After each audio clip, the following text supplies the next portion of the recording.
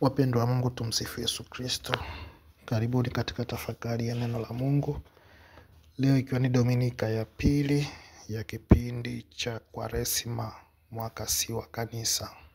Na masomo yetu katika Dominika hii, somo la kwanza yatoka katika kitabu cha Mwanzo sura ya 15 aya 5 hadi 12 na 17 hadi 18. Somo letu la pili natoka katika waraka wa Mtume Paulo kwa Filipi sura ya 3 aya 17 hadi sura ya 4 aya ya kwanza.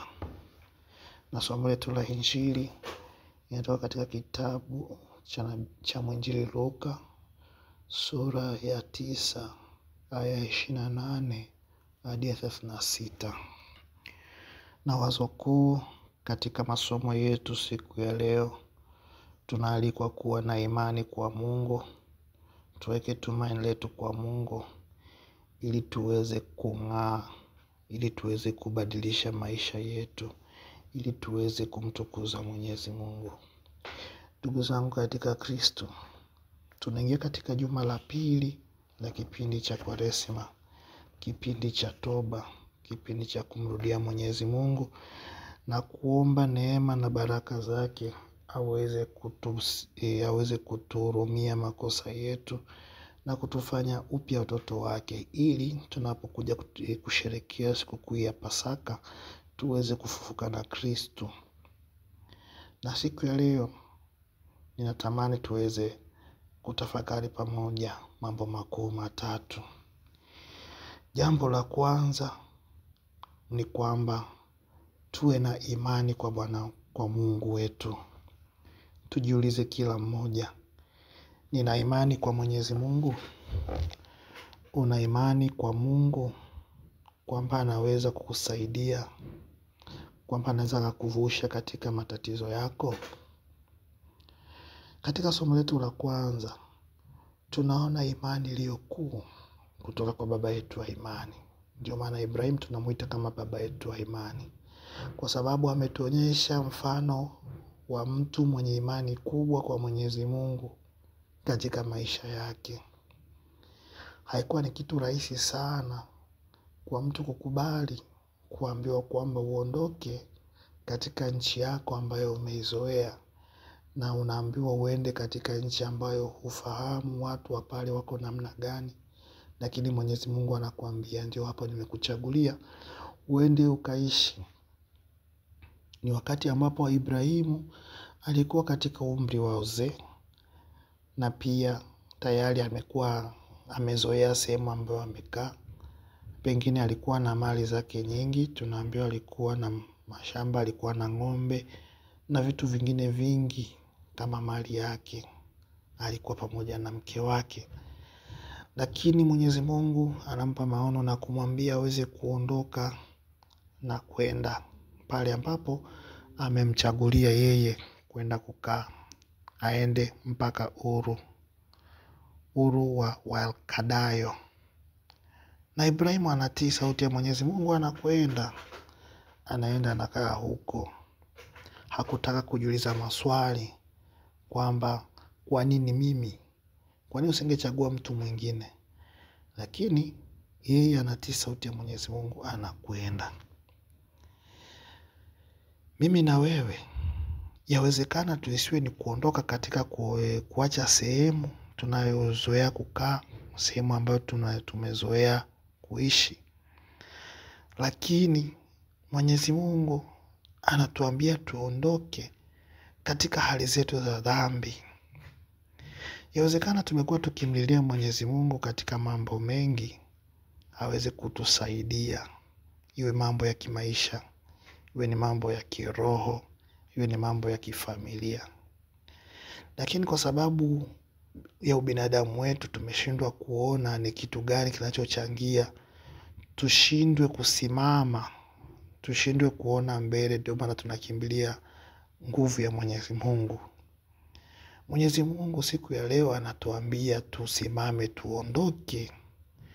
Tunaondoka, tunaenda wapi?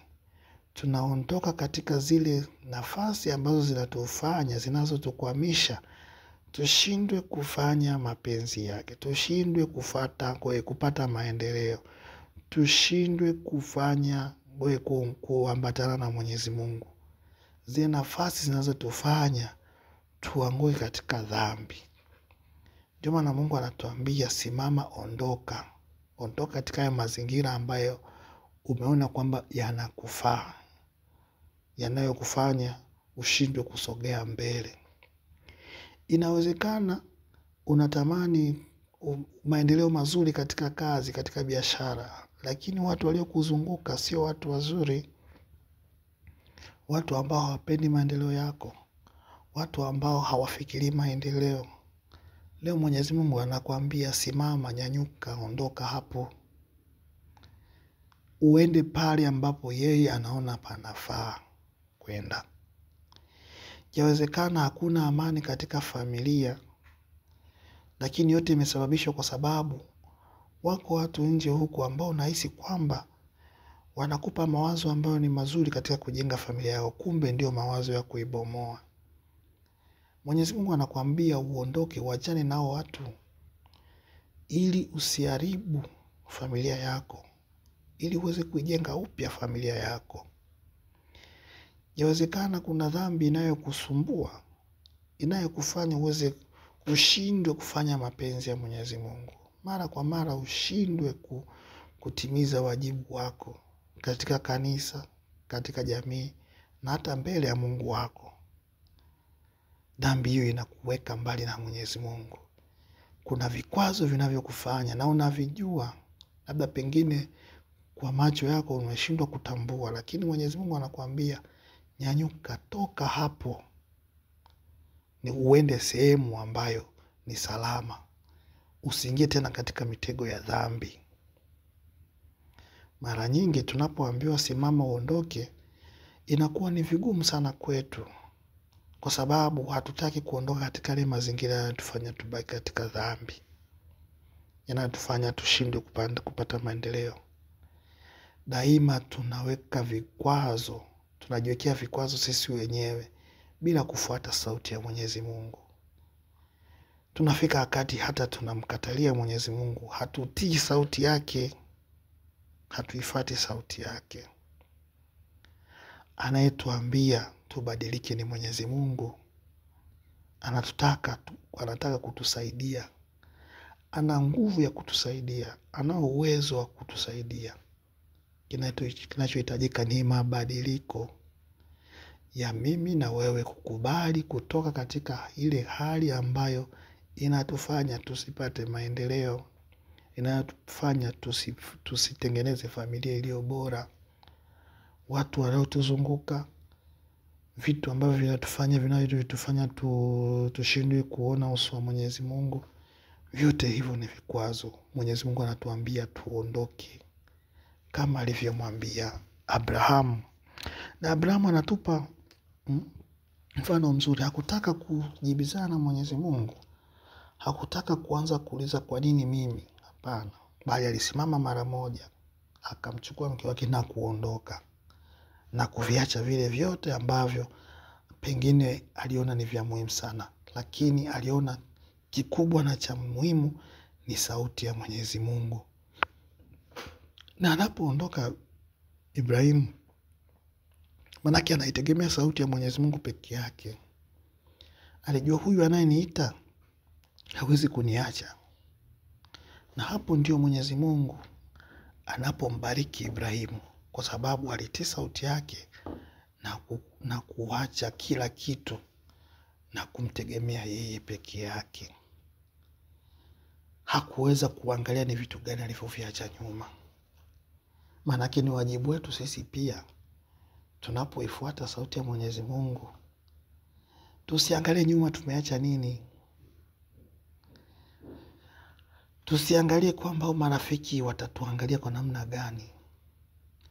Hao ndio wamekuwa kikwazo cha wewe kuto kupata maendeleo, cha wewe kuto kujenga familia yako vizuri, cha wewe kukufanya uwe katika dhambi. Achana navyo. Na tunaona baadaye Mwenyezi Mungu anafurahishwa na ile hali ya Ibrahimu ya kutii sauti yake na kumtegemea yeye.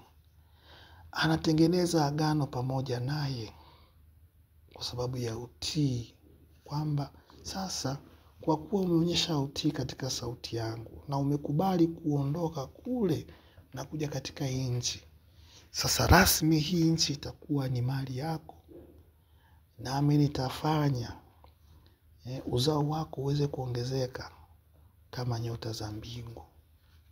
Abrahamu anauliza itawezekanaje vipi? Na Mungu anaweka agano pamoja naye, akimwagiza aweze kuandaa wanyama kwa ajili ya sadaka. Na ndio hapo Mwenyezi Mungu anaweka agano kwa njia ya sadaka ya ndege na wanyama ambao Abrahamu alikuwa amewaandaa kwa ajili ya tukio hilo. Na Mwenyezi Mungu anambariki kwa sababu ya ile imani aliyokuwa nayo kwa Mwenyezi Mungu, matumaini aliyokuwa nayo kwa Mwenyezi Mungu, hata Mwenyezi Mungu akaweza kumsaidia. Mimi na wewe tunapoitii sauti ya Mwenyezi Mungu na kumfuata Mwenyezi Mungu, kile ambacho ametuelekeza tuweze kufanya, Mwenyezi Mungu pia ataweka agano pamoja nasi. Na agano hilo ambalo Mwenyezi Mungu ataweka pamoja nasi ni kwa ajili ya kutusaidia sisi, kutubariki sisi tuweze kuwa watu wenye neema na baraka. Na tutambue kwamba baraka ambayo Mwenyezi Mungu atatupatia, ama neema ile ambayo Mwenyezi Mungu atatupatia, tutambue ya kwamba Mwenyezi Mungu ataitimiza kwa wakati wake.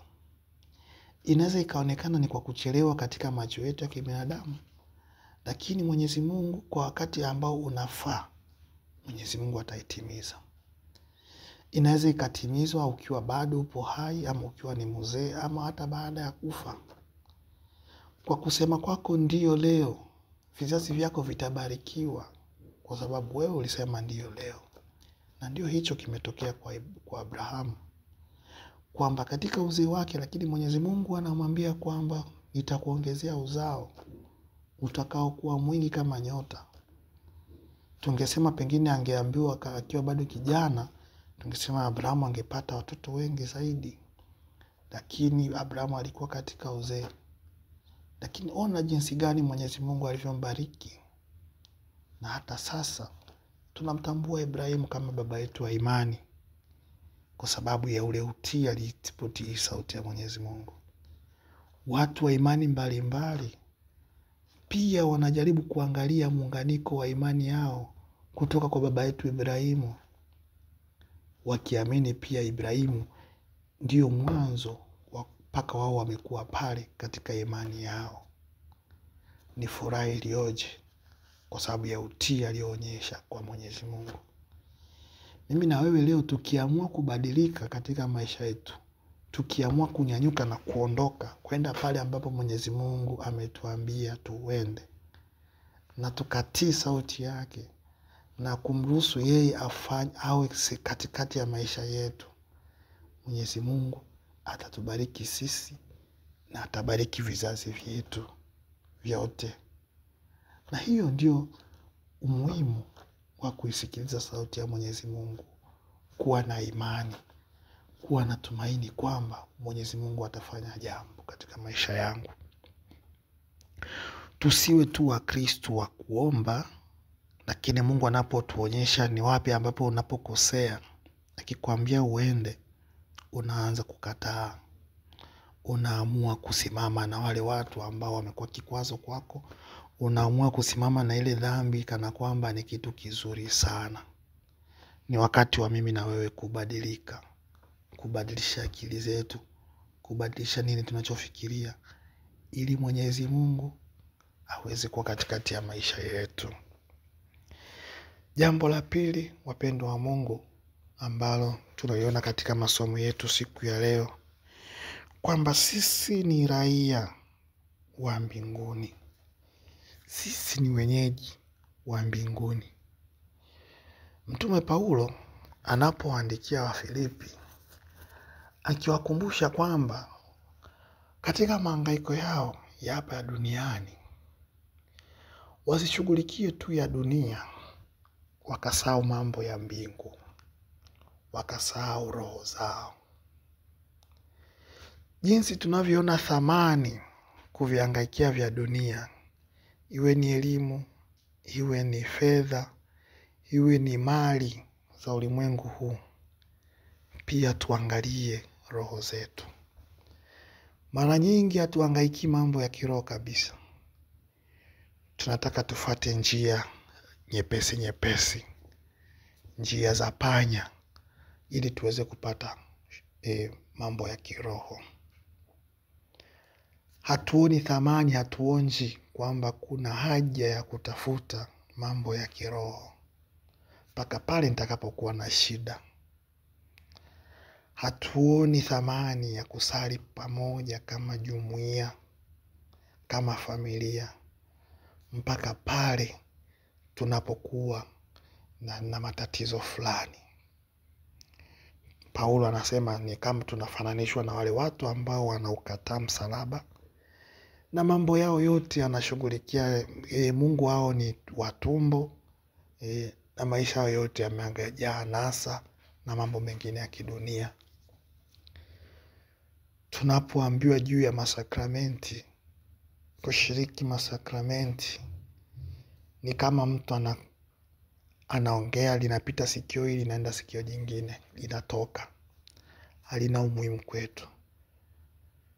Vitu vya kwetu vya muhimu ni mambo ya dunia tu. Fedha, nimesoma vizuri, nimepata vitu fulani. Hivyo vitu ni vitu vya msingi sana. Havina ubaya kwa vyenyewe. Lakini tunavyoshughulikia mambo ya ulimwengu huu, pia tuone thamani ya mambo ya kiroho. Paulo anatuambia katika somo la pili kwamba sisi ni wenyeji wa mbinguni. Na kwa kuwa sisi ni Kristo mwenyewe, kwa kuwa sisi wenyeji ni wa mbinguni, manake kuna mtu ametoka mbinguni kwa ajili ya kuja kutukomboa sisi na kubadilisha mwili wetu huwa unyonge ili uweze kufanana naye. Na ndio kipindi hiki cha Kwaresma kwamba tutambue thamani ya wokovu ambao Kristo alikuja kutuletea.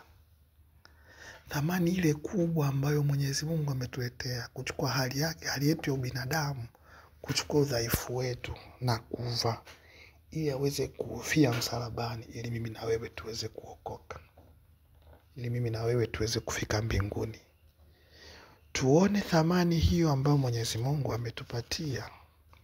Na ndio Paulo anatukumbusha kwamba tuonje hiyo thamani ya upendo wa Mwenyezi Mungu. Na yeye kama Paulo ameweza kuionja, ndio maana anasisitiza kwamba basi muweze kunifuata hata mimi. Licha ya mambo yangu ya kale, lakini nimeweza kubadilika, nimeweza kuonja ule upendo wa Kristo. Sasa ninahangaikia mambo ya mbingu. Na kila mmoja wetu aweze kuonja thamani hiyo ya upendo wa Mwenyezi Mungu.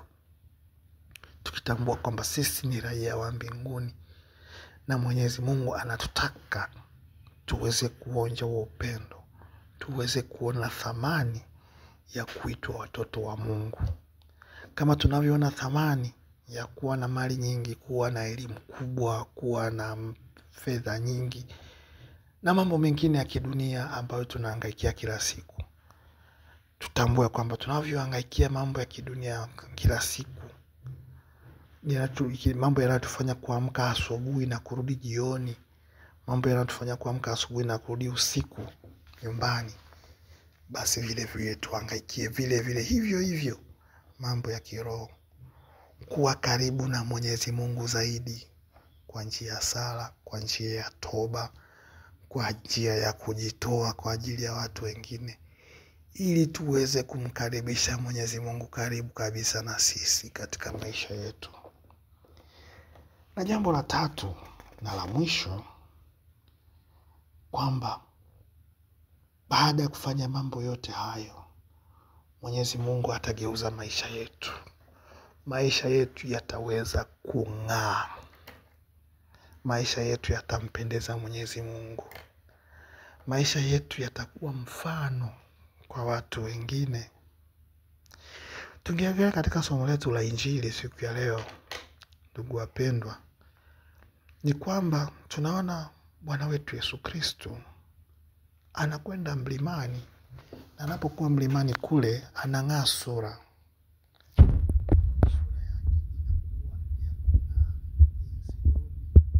Asiweza kufanya mavazi yale. Anakwenda mlimani, anachagua wanafunzi watatu. Tunaambiwa alienda na Petro, Yohane na Yakobo. Na Kristo anapokwenda kule mlimani, anakwenda kusali, anakwenda kuomba. Mlimani ilionekana ni sehemu ya utulivu, sehemu ambapo mtu anaweza kukutana na Mwenyezi Mungu na kusali vizuri. Hiyo ni kulingana na mazingira ya Wayahudi. Ndio maana mara nyingi walikuwa wanakwenda mlimani, ambapo waliamini huko ndio wanakutana na Mwenyezi Mungu. Naye Kristo anakwenda mlimani. Anapokwenda mlimani anakwenda kusali, anakwenda kuomba.